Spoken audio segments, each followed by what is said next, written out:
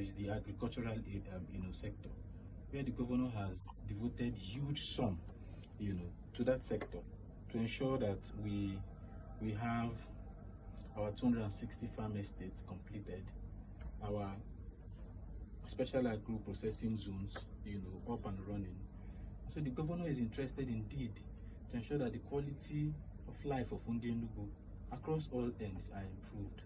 And so this budget of renewed momentum, in summary, is a budget scaled up to meet consolidation, so that we do not want to, and by the way, we got an award this year as the likeliest state to exist outside federal allocation.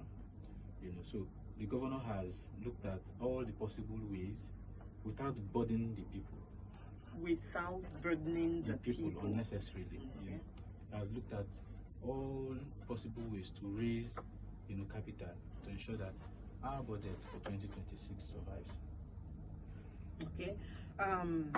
Let's see if there's room for comparison here. That of last year was themed budget of exponential growth and inclusive prosperity. I am sort of pressed to ask you how that budget fared, but I'd like you, in answering this, to compare it with this present budget that has been presented, the 2026 budget of renewed momentum. What are we going to see differently? Okay, well, in terms of performance, I like to be specific with numbers. As a strategic communicator, I do not want to bamboozle the public. It is important that Ndi Enugu understand how and why we spend the resources that they've graciously given the government, on their behalf to run.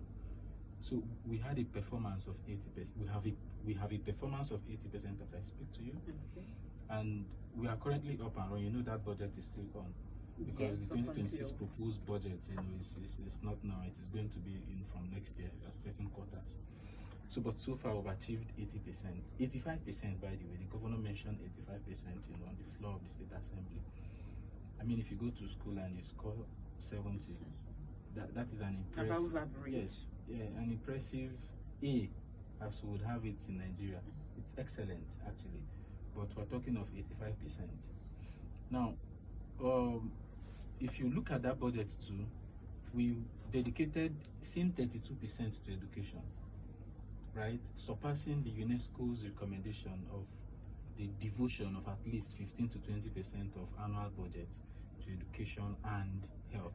And by the way, education and health are the key most important indicators of standard of living, because they are what we call the social infrastructure, right?